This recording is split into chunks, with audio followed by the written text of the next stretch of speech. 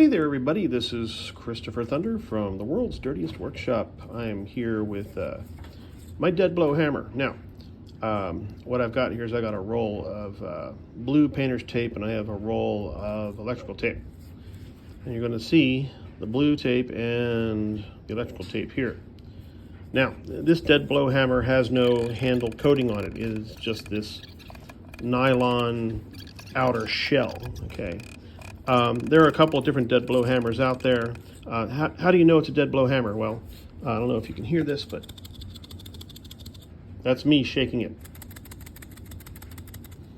It's got sand in it. This is my favorite hammer because I use it to close up paint cans, and I can use it to knock things off the wall that have been clipped to the wall, such as a toilet paper roll mount to the wall. Okay, so that's the holder, keeper, whatever you want to call it. You just make sure you tape the wall, and then you walk up to the keeper and go underneath it, and wham, and the keeper will just pop off the wall. But all that being said, why would you do this? You know, why this? Your hands do get sweaty. Your hands are part of a biological system, and they get sweaty and greasy. And if you're hitting things constantly, and you might use your thumb to do that to get the power out of it, you're going to find that this thing slips out of your hand a lot, especially when you're working outdoors and you're really hot and sweaty. Well, how do you keep that from happening? How do you keep this from slipping out of your hands? Well, give it multiple ways to grip. I learned this from my NC 700, my motorcycle. My motorcycle has hand grips that are pleather, and they're girls' hairbands, because they're wound fabric and rubber, stretchies, right? And you just wrap them around the hand grip, and that gives you a secondary kind of a grip. So when it rains, I still got grip. When I'm dry, when it's in the Texas heat, I still have the other kind of grip. So yeah, you know, the pleather works great in the dry, and then the hairbands from the girls' hairbands work pretty good in the wet.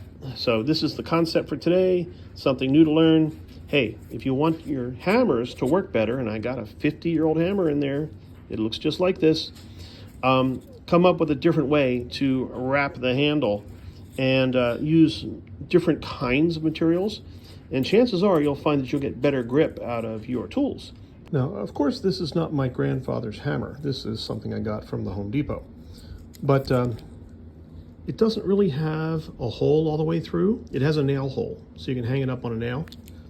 But if you have Granddad's hammer and you want to make sure that it doesn't slip out of your hands when you're using it, if you add, sorry Bosco, if you add a couple of polymer bands to it, they're not rubber bands, they're polymer bands, you can add this leash to it, which will keep you, come on buddy, from dropping it by accident. Now, you're going to wear it something like this. I tried this with one polymer band, and you're not going to drop it so easily. What will happen is the polymer band will start unwinding from the handle, and it'll drop to the floor.